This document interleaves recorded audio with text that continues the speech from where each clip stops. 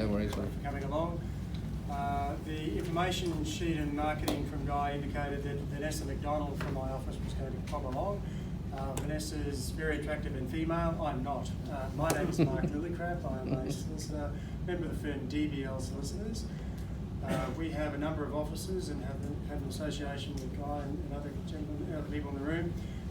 Over a number of years, we have 4 offices, 3 of which are in the suburbs on the east side of Brisbane. I'm personally based at Wynnum, but flip between the other offices.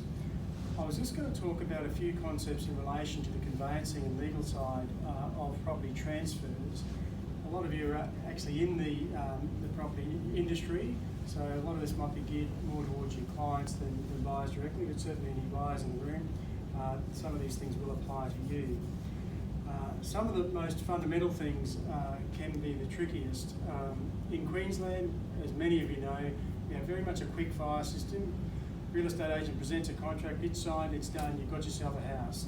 A lot of people from down south don't realise that they've actually got a contract. They're used to the solicitors preparing it and they become a bit flustered. We now have a cooling off period, but still it's a contract, you own a house, subject to that going through. One of the fundamental things at the very outset then is whose name should the contract be in. There are a number of considerations for that. A lot of them are tax driven. For example, if it's an investment property rather than a principal place of residence, should there be a company involved, should there be a trust, those sorts of considerations. Certainly lawyers can assist, accountants are often the better people to speak with, or financial advisors, because that might take into account existing structures that are in place. There are other issues at play, family law considerations. There could be asset protection from the point of view if you've got a husband and wife. She might be an obstetrician, which means if they own the house for the next 21 years, she's at risk of getting a tap on the shoulder from some claim if she delivers the baby tomorrow at any time within the next 18 to 21 years. So it may not be a great idea to have her name on the title. From a family law situation, it doesn't matter whose name is on the title. Judge Judy can divvy it up no matter whose name it's in.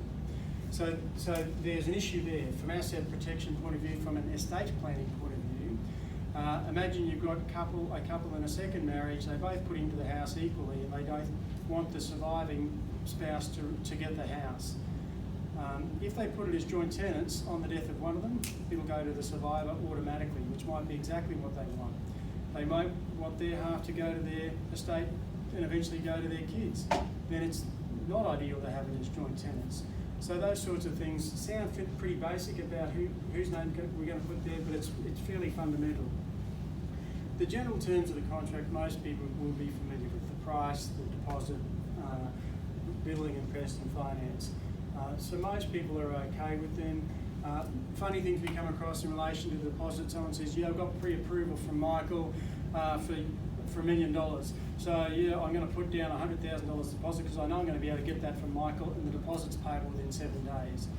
No matter how good Michael is, he's not going to be able to give you $100,000 within 7 days if it's coming from the bank, because the bank's going to want the security of the mortgage. So sometimes the deposit can be a bit of an issue for someone if they haven't got the cash at the ready. Other terms and conditions such as finance and building and pest, there's no penalty if someone isn't able to get their finance, or if it fails on building and pest. Some people think there is a penalty. There are different rates of stamp duty depending whether someone buys a place as their principal place of residence, whether it's their first principal place of residence for investment. Particularly also for overseas buyers, there's an additional foreign acquirer's duty, and that is horrendous. It's 7%, so it can add an awful lot to the cost of a property. From that perspective, it may be a matter of conditioning that buyer that that's just part of the transactional costs, and at least if they know about it beforehand, then it's catered for. The first homeowner's grant, it's still in, it's $15,000 for properties under $750,000, entered after the 1st of July last year. So it's there. Usually that's organised through the banking part of things, and the bank collects it and organises it. It's just a matter of knowing it's there and having that organised as part of the process. Pitfalls in conveyancing, again, Queensland's very much time of the essence. What we find is, especially with buyers from down south, they're used to it being much more leisurely as far as when we do things and the timing of it. basically in Queensland, a day late is too late. If you're a day late paying the deposit, the seller can terminate the contract, they can take the deposit, they can sue you if there's any loss on resale. It can be horrendous. So if people are conditioned to the fact that time is of the essence, that you have to do things on the due date, then there's no problem, but they must know about it. Similarly, when people buy properties, there can be encumbrances which aren't on the title. There might be a sewer line or something like that that affects the property. Those things can be discovered through searches. A lot of them can be discovered through free online searches. It's worthwhile if people know about them. Also for buyers in Queensland, at least, if there are unapproved structures, that's not necessarily a basis for termination. So if someone buys it and they haven't identified those issues beforehand, and it doesn't come up in the building and pest inspection, there can be an issue there. Certainly if they buy without a building and pest inspection, there can be an issue. When they go to sell it, there could be a big issue because the buyer to whom they sell may want all approved structures. Finance issues. People regularly post the Royal Commission. As Michael indicated, finance is a much bigger issue than it used to be. The ideal would be to have people go out and speak with guys like Michael, get their finance sorted out beforehand so they know where they're going, because post the commission we're seeing more and more contracts fall over on finance, and I think some of those could have been avoided through preparation.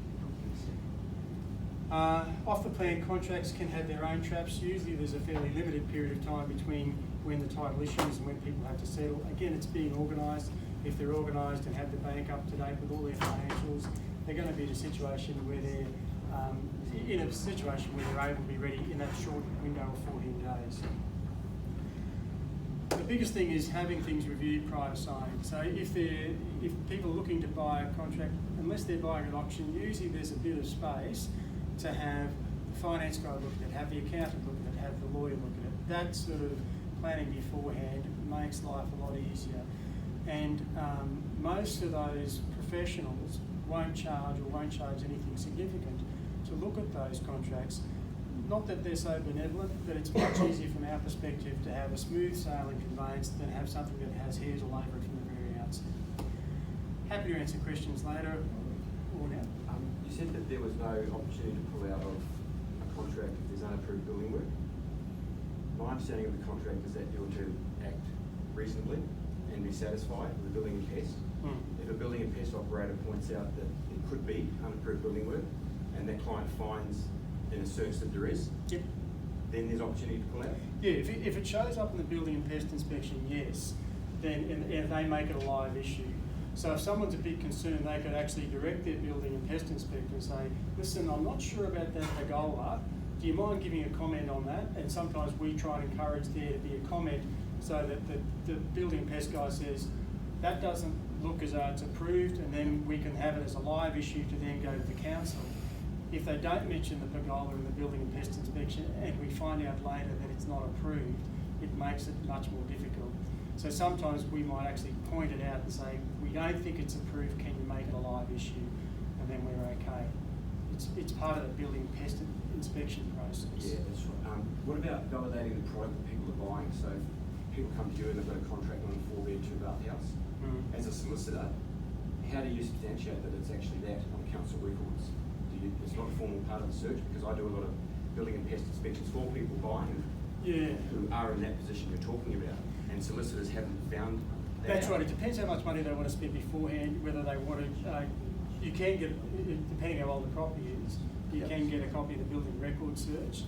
Wouldn't that be fundamental to validate what they're buying though? Like, as part of the, like if they're spending $800,000 on a product but it's not formally finished and it's not, wouldn't that be part of the legal process?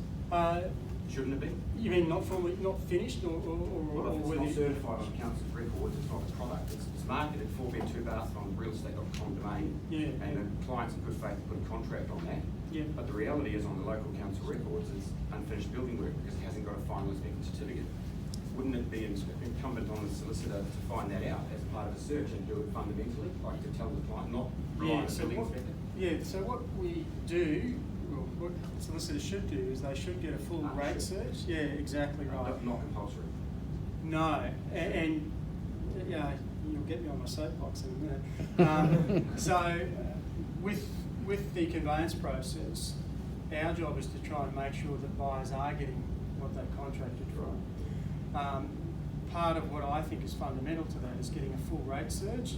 Costs $200 in Brisbane City, and that'll identify a lot of issues, including if there's council come out and said, actually, this isn't what it's supposed to be, and they issue a notice. Now, some firms who may or may not market on the radio or online don't do that search, and they'll get a free rate search online, and so the settlement adjustments all look right, but no one has any idea what they're buying. Things like sewer lines and things like that will also show up in that search, so they know whether they can stick a pool in that yard or not. So exactly right, and part of what solicitors should do is say, here's a series of additional searches, such as your building records. If you want to make sure that you're getting what you pay for, get it and make it live, and then raise it with the building and pest inspection, and let's make that issue a live issue, so that you can terminate a building and pest inspection, and then you don't lose your deposit. Right. Great point. Happy to talk further about that afterwards, or if there's any questions. Thanks, guys. Thank you.